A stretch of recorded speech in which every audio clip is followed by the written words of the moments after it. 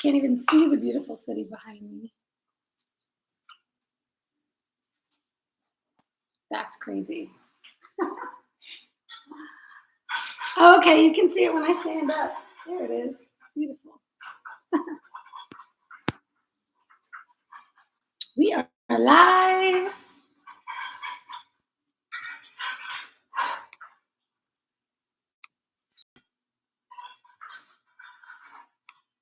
If you hear something going on in the background, that is Coach Bronson cooking. What you making, babe? Eggs. His favorite. Okay, I should probably drop the link inside the Facebook group so everybody knows where to find us tonight.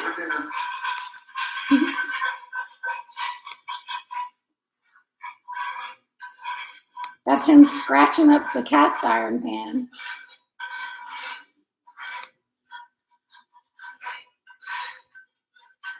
That's the good part. Let's see.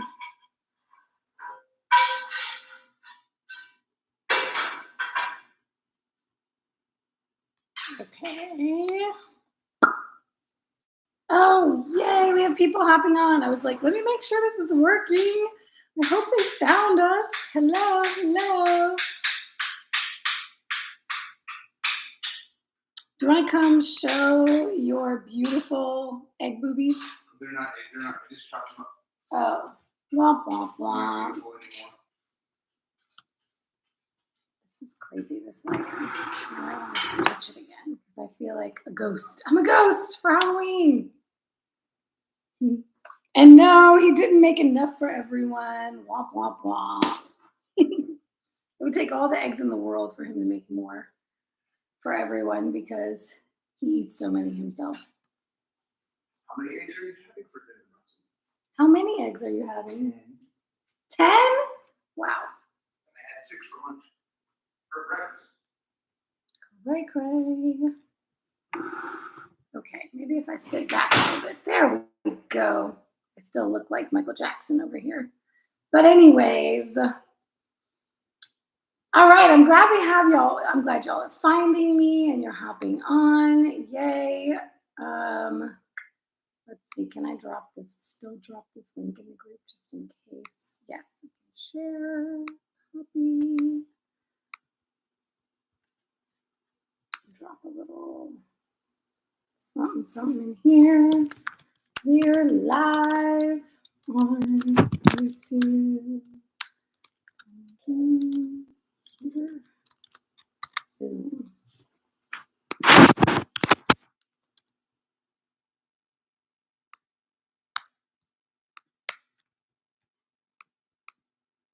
There we go. Just in case anyone is wondering where to find us. Cool, cool, cool. Okay, so I see y'all in here. You're in the chat saying hello. Yay. Drop any questions, comments, stories, anything that's relevant to the topic in the chat, and I will address it here. I promised y'all a swift kick in the butt tonight. So I'm putting my David Goggins hat on. Not really. I'm not going to be that mean.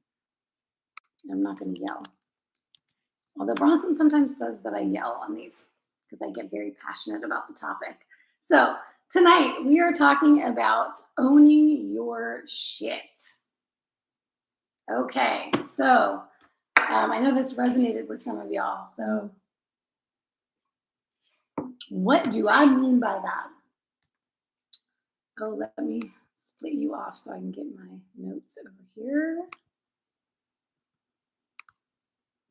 I had 2 things on my mind and I didn't write them down. So let's just hope I remember everything. And apologies in advance if this comes off a little ranty. It's just been stuff on my mind that needs to go somewhere. All right, so let's see. I gotta write these 2 things down before I forget.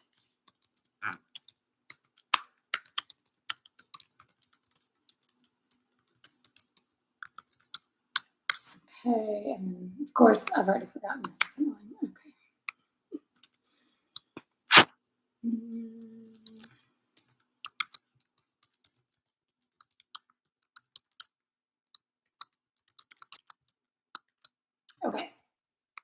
All right, so when I talk about owning your shit, what do I mean? What is behind this topic tonight? First off, I should probably welcome anyone here seeing the replay who has not seen me before, is new to the group, new to me. Hi, I'm Natalie, the Keto Bikini Pro, and every Monday night I bring you a new Monday Masterclass. Sometimes we talk about mindset, sometimes we talk about training, sometimes we talk about nutrition, and all things related to changing your lifestyle, getting fit and healthy. So tonight, Mindset Masterclass. Okay, so I've had some themes running through my coaching recently. This tends to happen a lot with when I have group programs, and then I'm working with quite a number of private clients, and sometimes things just overlap, and these things just sit on my mind because I'm like, okay, it's not just one client dealing with this. This is a common concept or a common theme. And so the first one and the big one that really prompted this topic tonight is this quitting on yourself. This, maybe you sign up for something, maybe you sign up for a program, or you decide to do a diet, right? Like keto, I'm gonna go keto, or whatever it might be. Maybe it's a structured plan. Maybe you're working with a coach. Maybe you join a program, a fitness app, a fitness, a gym, whatever it might be. You decide to start something. You have an intention, and you are starting something new on your health and fitness journey.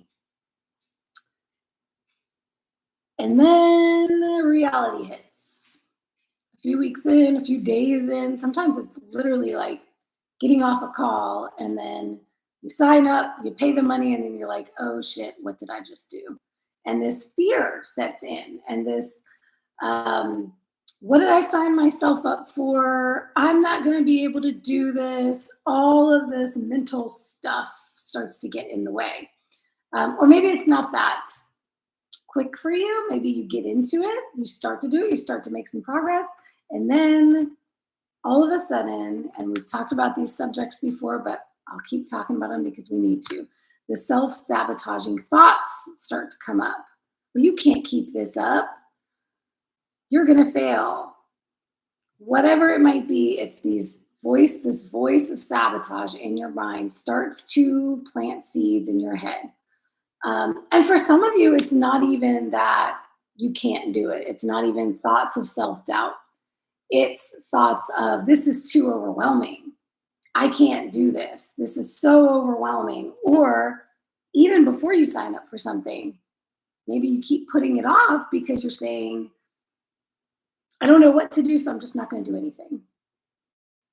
So this is what I mean by the own your shit, okay? This whole starting and stopping on your health and fitness journey. I'm going to steal something that Bronson says. You've been on this journey your entire life, and you're going to be on this journey for the rest of your life. So the first nugget I want to drop for you tonight is that you have to stop looking at your health and fitness, your diet, your way of eating, whatever you want to call it, your weight loss journey, whatever you want to call it. You have to stop seeing it as separate from the rest of your life. One of the first things, the most important thing that you can do to stop the on or off, I'm on the diet, I'm off the diet, I'm on the plan, I'm off the plan, I'm starting a program, oh, I'm going to quit. The most important thing that you can do to stop doing that cycle, to stop that cycle, is to connect. We say our why, but most people are not connected to their why. So what I mean by that is you have to connect your health and fitness journey, the things you are doing day to day for your health and fitness, connect it to the other areas of your life. Stop seeing it as separate. And what do I mean by that? Oh boy, there's this, I'll never forget when I first started hosting challenges, way before I was even a coach. It would just be free challenges for friends. And then when I started coaching and hosting things, I would start up a challenge, and y'all know I'm all about mindset. So a lot of the time, the challenges that I would run, it would be more about mindset than even any kind of particular thing to do, a diet or a training plan or anything like that. But I would have friends and associates say, well, I want to focus on that, but I'm not ready yet. I'm not ready to focus on that. And that just stuck with me. What are you not ready to focus on yet? When you're saying, oh, I can't sign up for this challenge, or I can't join this program, or I can't work with a coach, or whatever it might be. And I'm using those as examples. Those are kind of like the end of the extreme. There's a million things you could do between signing up for coaching or joining a program or joining a gym or anything like that. You could take baby steps toward a healthier lifestyle, a healthier diet, a more fit life without having to do those things. But let's use those as an example because that's my frame of reference as a coach, right?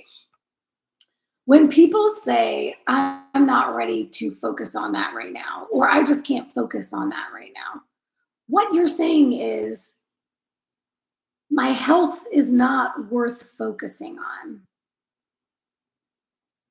And what I have to ask is, okay, when is it going to become important enough for you to focus on it? When you're in a hospital bed and you can't do anything else? When your children and your grandchildren have to take care of you because you can't move? You know, if you're pre-diabetic and you're looking at diabetes, or you are diabetic, is it going to be when you lose your limbs and you no longer can even move? You've got to, and when I say these things, because they're not just to jar you and wake you up. What I mean is, you actually have to ask yourself the question, what is going to make this worth it to me? If I keep saying, now's not the time because, oh, I'm in this stage of life. You could make an excuse for every stage of your life to not focus on your health and fitness. It could go from, oh, well, I'm in college right now, so I need to focus on my studies. And then, oh, I'm trying to get a job and start my career, so I need to focus on my career. Oh, I'm getting married, so I need to focus on the wedding. I need to focus on my relationship. I'm having a baby, so I need to focus on preparing for the baby. And then it's going to be all the milestones in your children's lives. They're going to school. I've got to wait until they're out of the toddler stage. I've got to wait until they go to school. I've got to wait until they graduate from high school. And then eventually you find yourself, and I see Rhonda's here. Yep, you're going to find yourself in your 60s, and it's going to be like, why did I never take care of this when I was younger? And then you can still come up with excuses. There are always going to be excuses. And then we have like the general seasons, right? The seasons of the year where it's, oh, you know, we all think about it at New Year's. That's always the time. Because usually, and what I'm about to get into, is what happens when you quit. Every time you quit, what's really happening there, which tends to happen around the holidays. We say, oh, now is not the time to focus on it because I'm going into the holidays. And all that really is an excuse to eat our faces off during the holidays and to be lazy asses, to sit on our asses, watching TV, shopping online, shoving our face. So what was the reason why we couldn't focus on health and fitness during the holidays? Oh, it was just because I wanted an excuse to eat all the garbage and make it worse.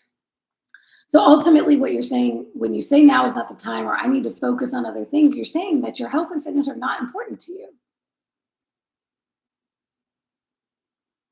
And you may even need to take a step back and ask, what is health and what is fitness? Because when we say my fitness goals or my journey or my goals, we just water it down. It doesn't mean anything anymore. When you say the words, and we're going to get into language in a little bit because I want to give you practical things to really look at, because your language tells all the story. around what you're getting ready to do and what you're not going to do and what's going to happen next week. I can always tell by the way a client sends their check-in, the words that they use to describe things. So I'm going to get into that. But what happens when you quit? Okay, let's get into that, because let's say you start on your health and fitness journey. Oh, I forgot where I was going with this. First, let's pause and take a pause for the words themselves. So, number one, if you're going to write down practical steps on how to get out of this cycle of on again, off again. Actually, I said number one at the beginning. I said stop looking at your health and fitness as if it's separate from your life. It is fully intertwined with your life. It impacts everything else in your life. So number one was actually stop and pause and write down how your health and fitness journey, goals, diet, plan, whatever you want to call it, how does that relate to every area of your life? And if you're in any of my groups or you work with me personally, I have sent you the big why and the big why not exercises to practice with. And those two exercises are very powerful to help you understand the connections. Now, for anybody who has done the big why and big why not, and you're struggling right now, pull it back out. The intention of that exercise is to keep it front of mind. So if you wrote it down somewhere and saved it in a file on your computer or put it away somewhere, pull it back out and do it again. And for those of you just being exposed to it, the gist of it is writing down different areas of your life, your relationships, your career, your finances, your physical health, your mental health, your emotional health, your family, every area that you want to, your spirituality, whatever's important to you, write down all the areas of your life. And then write down how, if you follow your plan and you reach your goals, how is that going to impact each of those areas of your life? And then what would happen if you don't follow the plan and you don't reach your goals? What's the opposite that's going to happen? And we do it in the big why and big why not. We do it as a 1-year vision. So you can look 1 year out. But I would challenge you to even look 5 years out. Look farther into the future to see a bigger difference between if you do the thing versus if you don't do the thing. And then every single day, you need to be thinking about that with every decision that you make, everything you choose to put in your mouth, whether or not you choose to do something active that day. You need to have those two different realities in front of your face, or else, what's the consequences? So that brings us to the next step. Let me write that down in case I want to do some notes from this. Connect your health and fitness goals to your life, because they're a part of your life. Okay, now I'm about to get really real with y'all, as if I haven't already. What happens when you decide to quit?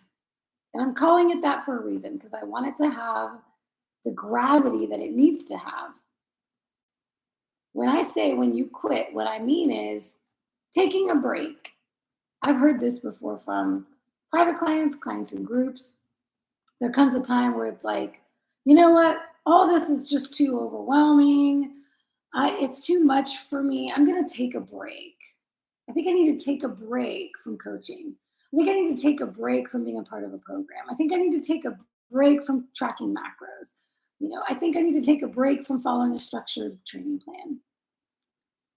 Here's what you're really saying when you're saying you want to take a break. You're saying, I don't want to be held accountable. I don't want to look at my shit. That's what it is. I don't want to face something. There's something I don't want to face. Because being a part of something where you have accountability or a commitment that you've made, deciding to turn and go away from it because you think that's going to help At least that's what you say when you're going to take a break. I think I just need a break from this. I'll come back to it when I'm ready. What you're actually saying is, I don't want to look at my shit. I don't want anybody else looking at my shit. I don't want anybody calling me on my shit. I want to go do my dirt in private, make the whole situation a whole lot worse. And then when the shit hits the fan, because it inevitably will, and I can't take it anymore, and it's so bad that I'm desperate, then I'll do something about it again. So when I say own your shit, what I really mean is when you get ready to let yourself off the hook, start to call yourself out on that and recognize what's really going on. You want to be let off the hook. You don't want to be accountable. And the truth is, there is no on and off. So if you are off, however you want to describe that, off the rails, off your plan, off the wagon, the truth is you're actually choosing to negatively impact your health.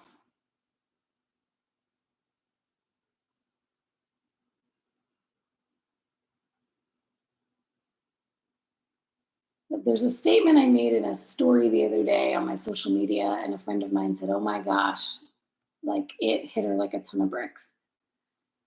What you're not changing, you're choosing.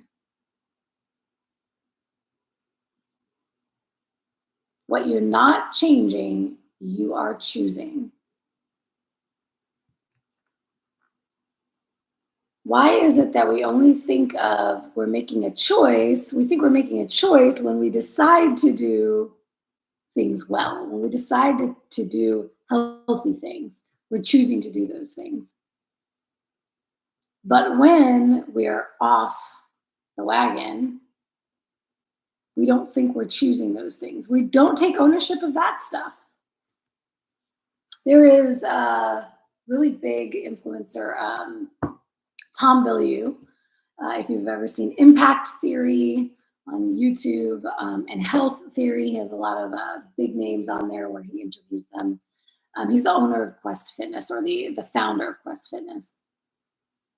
I love his one of his slogans: "Everything is my fault." Because if you want to be able to take the credit, you have to be able to take the blame. And I say a lot of the time that the only way out is through. So when something's coming up that's making you want to quit, you can feel that happening. So what I want you to do is sit down with yourself and don't let yourself off the hook. Call yourself out, just like you would a child who spilled milk and they're the only child around. There is no other child. There's no pets. They're standing right there and they're looking at you like, I don't know what happened. You just say, oh, that's okay, go play. Or teach them what not to do. Hold them accountable. Ask them, no, the milk didn't get there by itself. What happened? And you all know, who've had children or have even been around children, what happens when the parents don't hold those children accountable versus when they do. There's a beautiful example of those two different trajectories. If you know any spoiled, entitled adults today, which we all do,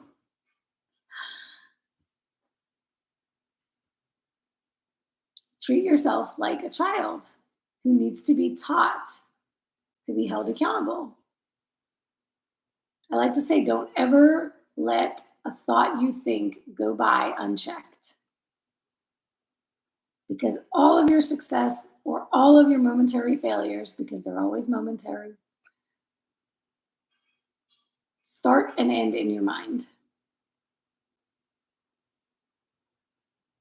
So you've got to check yourself. And what happens when we're off track most of the time is we are not doing any checking of the mind. We're just letting it run amok until the pain gets so hard to bear that we feel that we are forced into doing something about it. And then what happens? We do something about it until we get comfortable again. So for all my ladies who are healthy and fit, you're close to your goal weight, this is even harder for you because the pain is not present anymore. Not like it used to be. And for everyone, no matter where you are, if you're fully in touch with the pain you want to escape from right now, that's not always going to be the case. As long as you keep going on the right track, eventually that pain will not be present to you anymore, at least not to the extreme that it is now.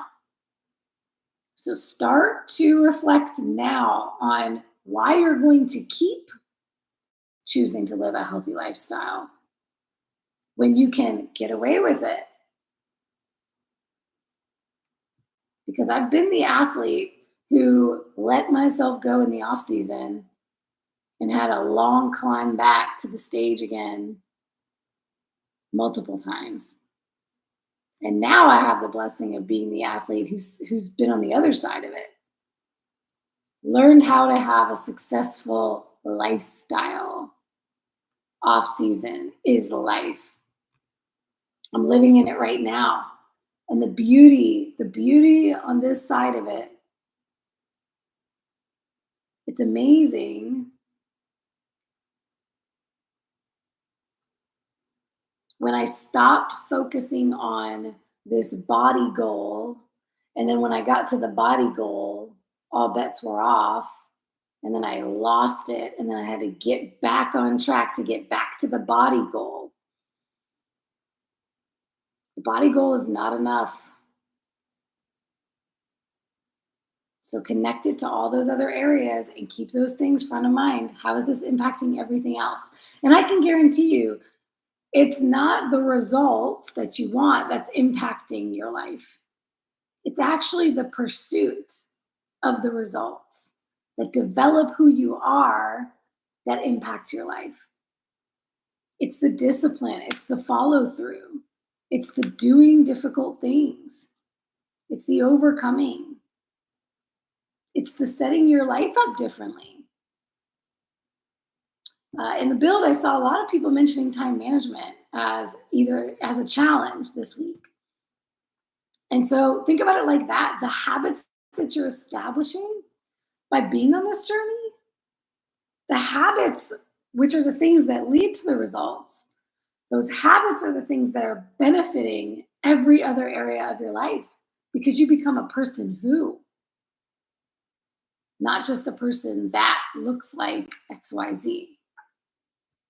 But a person who can overcome, a person who can show up, a person who can be prompt, a person who can be disciplined, a person who has time management skills.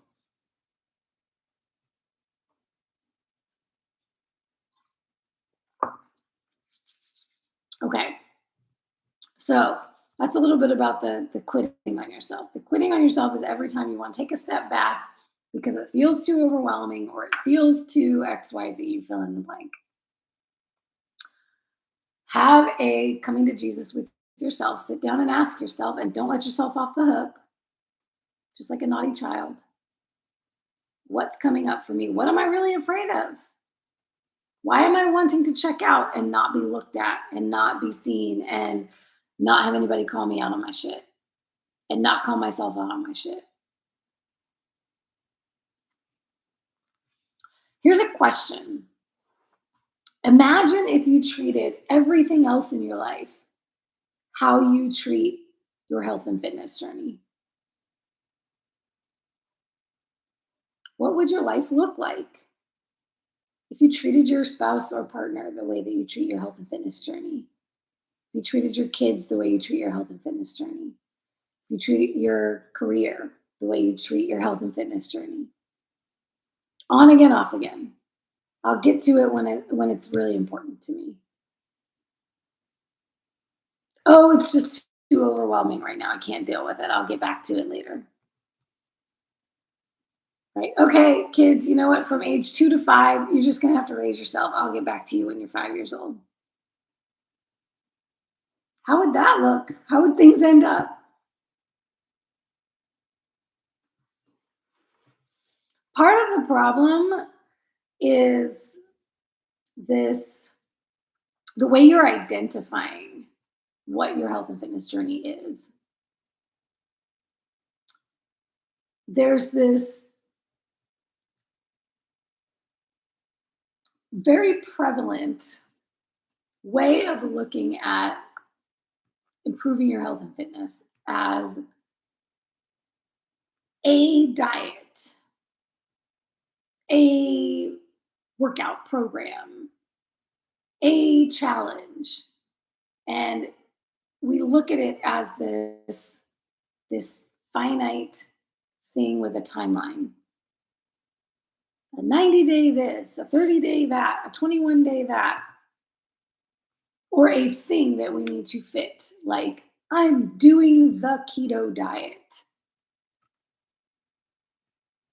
And then I see it all the time in discussion boards all over the place.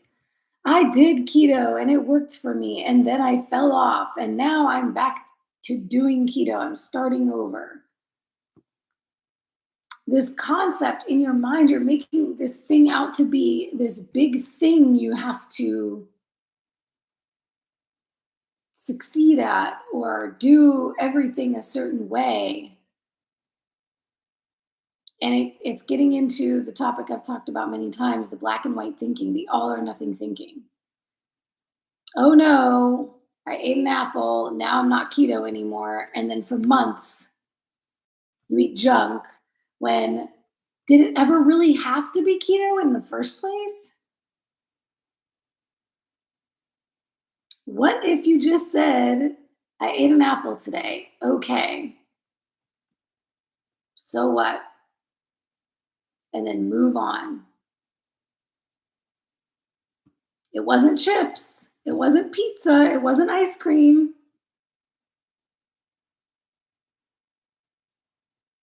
But no, it has to be this big thing in our mind that, oh, now we've failed, so we might as well take a step back and focus on something else for now. Meaning, I don't want to be held accountable. Or you can sit down and be with yourself and ask yourself and not let yourself off the hook. Okay, why did I eat that apple? Is it really bad that I ate that apple? Why am I feeling bad for eating that apple? Because I broke keto. Okay, let yourself go there and write it all out. Journal it. I broke keto. Okay, so what does that mean? It means I was kicked out of ketosis. That means my blood sugar is going to be high. Okay, and then what? And then so I've ruined it, so I'm not keto anymore. Okay, and then what? What happens next? Don't let yourself off the hook. Have the whole conversation. Ultimately, what I'm challenging you all to do from here on forward is not letting the thoughts in your mind just run through and control you without checking them, thinking about them, responding to them, engaging with them. It starts with observing them. It starts with recognizing that there are thoughts there that you didn't even know were there. I don't know, I just ate the brownie. Well, there was definitely a thought there. So pause and ask yourself, what was the thought before the brownie entered your mouth? And then why did you continue to go there? Why did you not pause before you put it in your mouth? And don't let I don't know be enough. Because we've all had those F it moments. What would happen if your partner cheated on you? And they say, I don't know why I did it. It just happened. Is that going to be enough for you? Is that a good enough answer? Because it wouldn't be for me. No, there has to be a backstory. There has to be a reason this happened.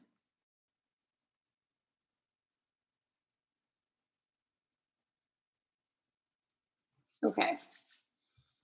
Let's talk a little bit about the language itself, because there are so many clues in your language. And this is why I love written check ins with clients, because the questions that I ask clients every week are things that we typically don't ask ourselves. And even if we did, we wouldn't take the time to sit down and write it out. So it's so powerful, if nothing else, to grab that check in and to answer the questions. And in my YouTube, every YouTube, I post a link to my Level Up journal. And it's basically a version of all the questions I ask my clients every week. So you can download that journal and you can use it for yourself. Be your own coach. And all that does is it brings to the forefront, okay, what were your wins this week? What can you acknowledge yourself for? What was challenging? What do you need support with? Checking in with your body's biofeedback, and then asking yourself, what's my plan of action moving forward? There are some clues that I get in the way clients answer those questions that tell me their internal state of quote unquote motivation, or how willing they're going to be to follow the plan in the week ahead. I can always tell whether they're going to follow the plan or not. So, for example, one of the most powerful things, and once you internalize this, you may realize you've used this before. I need to. I need to get it together. I just need to get my protein up. I just need to hit my macros next week. I just need to plan better. I just need to fill in the blank. We've all used these statements. What does that bring up for you? If you're saying, I need to do something, does that make you want to do it? Or are you like, ugh, I need to do that thing? Needs and wants are very different. The energy of a need versus an energy of a want is very different. When you say, I need to do X, Y, Z, there's no desire behind that to do the thing. There's very little intention at all. It's actually a very non-committal statement. I just need to get all my workouts in next week. But are you going to get your workouts in next week? How are you going to get your workouts in next week? I see this a lot in the question that I ask, what's your plan of action for the week ahead? How are you going to plan? How are you planning for success? I need to do better with my nutrition. I need to do better with this. I need to do this. I need to do that. And then I read that and I say, okay, they're not going to do it. There's no commitment there. There's no intention there. There's no plan. I need to is not a plan.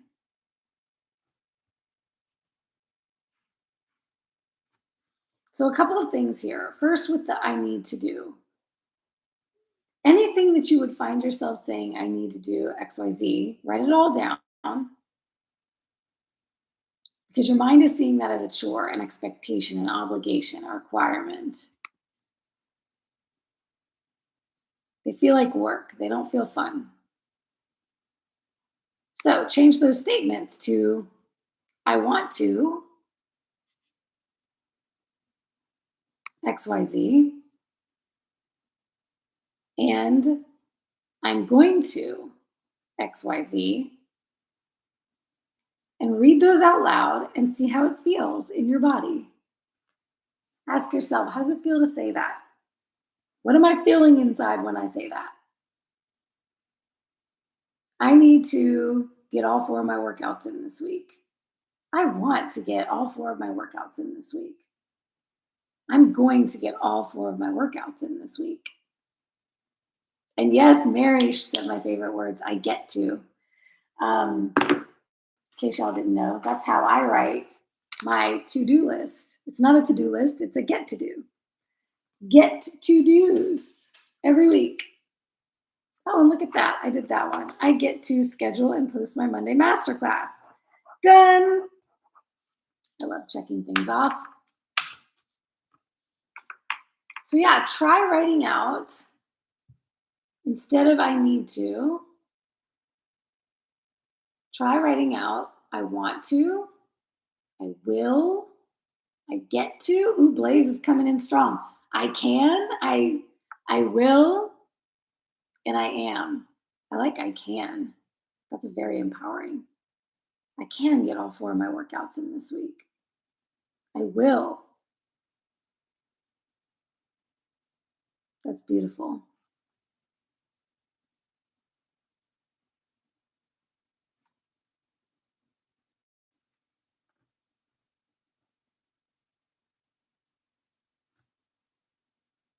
Yeah, Juliana, great comment. I think my brain is backwards. I need to work out versus I want to work out. The I want to comes off too lofty. I need to means non-negotiable for me. Right, but I need to is not an intentional statement. So it's more about the energy that it's providing. So I will. You could try I will. I need to is not making any intentions to do it. It's just saying it's something you need to do. Something on the list. It's something that it may say it's necessary, or in your mind. I love that non-negotiable. That's beautiful.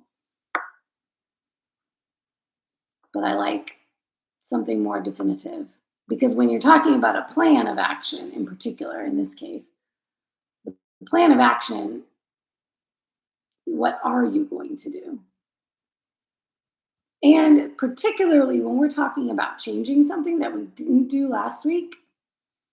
So it's one thing when you're in the consistent habit, but when you're struggling with a habit and you're on again, off again with a habit, and last week you didn't get it done, what you really need to be thinking about with the planning is, what am I going to do differently this week that will make it happen versus what I did last week? So a plan looks like, I am working out Monday, Tuesday, Thursday, Friday, because it's on my schedule. I put it on my calendar. That's a plan, right? I picked out my outfits for my workouts and I already have them sitting out and ready the night before. That's a plan. So this is when we're talking about owning it, ownership statements. Yeah, and if you don't want to, because for a lot of us, early on, I didn't like working out. I want to wouldn't feel right to me. And this is why I said, try these statements out and see how it feels for you. That's the first step, because when you switch I want to with I need to with I want to, and you notice, I don't want to, you start to feel it in yourself and you realize right there's a problem. There is a problem there. I don't want to. So how am I going to overcome this lack of desire I have for doing this thing and do it anyway? This is what I love about language. When you try it on and you feel how it feels, it will tell you immediately how you really feel about it. And the more important thing is just not ignoring that feeling and saying, well, I don't want to, but I need to, so it's going to get done. Well, how? How is it going to get done, right? Don't let yourself off the hook. Okay. Let's see. All right, so more about this What we're talking about is soft talk versus solid talk. Okay, here's some examples, some more examples on that.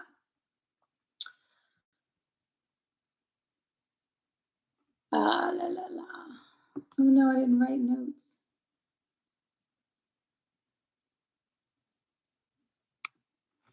I don't have my examples in front of me. Let's see. Okay, soft talk versus solid talk. Um, hmm. Oh gosh, I'm drawing a total blank now.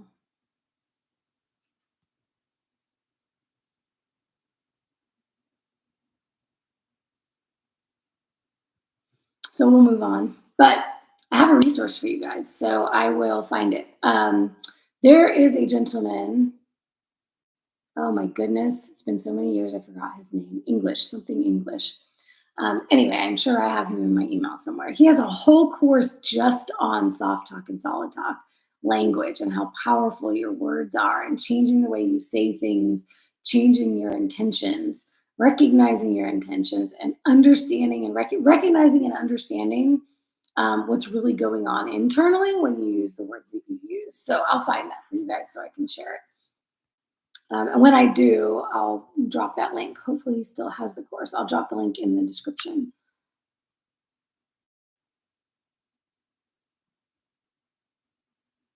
Ooh, okay. Juliana is giving me some definitions here. Cool. Solid talk, the use of clear, direct, powerful language to effectively communicate your thoughts about a particular concept or choice. Soft talk, the excessive use of softening words to create ambiguity, uncertainty, and avoidance about a particular concept or choice. Yes, great descriptions. I don't know if whatever you're reading that on has examples, but that's what I was looking for because I used to have a whole list of each of those words. And some of them are kind of surprising. But it all starts with identifying your thoughts. Because if you're not paying attention and you're not observing your thoughts, you can't even hear the language. And that's the power of something like journaling or checking in, as those of you in my group and private clients do every week. So if you're not a client, download that journal and use it for yourself so you can start to identify some of that talk.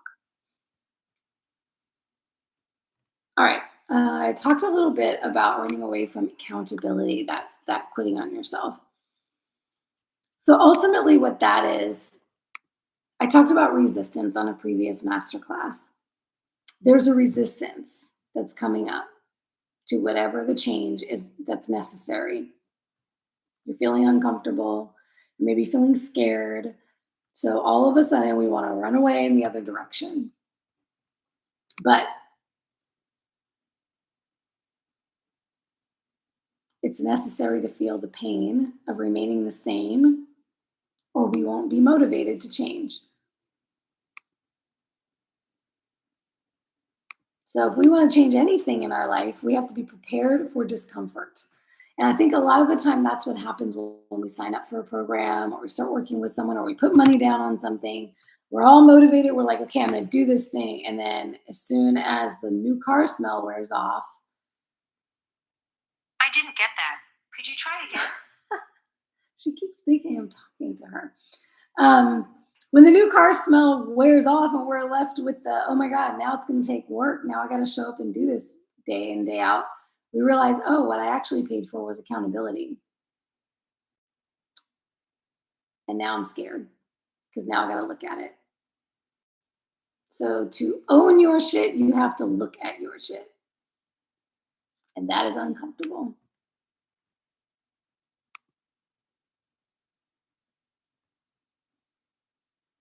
And ultimately, you have to start recognizing and making the alternative real to you.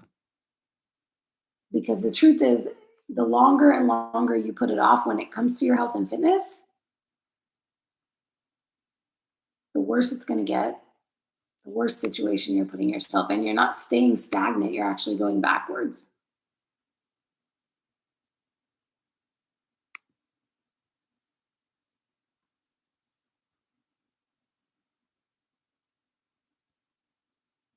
So we are staring at the holiday season coming up.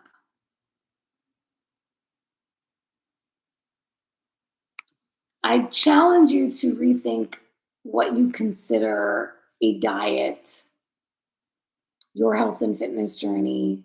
Define what that means to you. Write it down, make it clear. Because boy, oh boy, the holidays are going to have a lot more challenges, a lot more temptations. And maybe instead of jumping ship or falling off the wagon, which part of owning it is recognizing and saying and admitting that I jumped off the wagon. Nobody pushed me. I didn't fall. I chose to get off the wagon. Or even better, that there is no wagon. It's just life.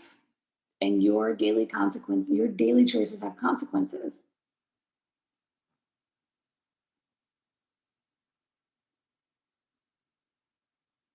So instead of taking a few months off of your health and fitness journey over the holiday season this year,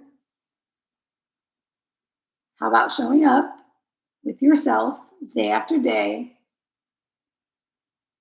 owning up to whatever happened yesterday, whatever happened thus far today, and knowing that none of that makes or breaks that you're on or you're off your fitness journey, and that you still have a very next decision to make.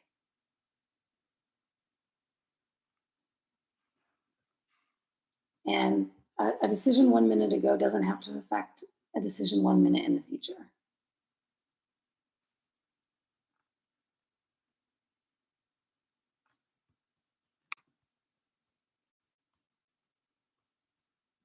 All right, I think that's all I have for you tonight.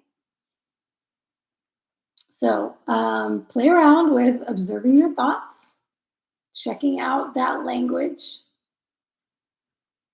And if you find yourself wanting to take a break, challenge yourself and ask yourself the question, why? What am I taking a break from? And what will that look like?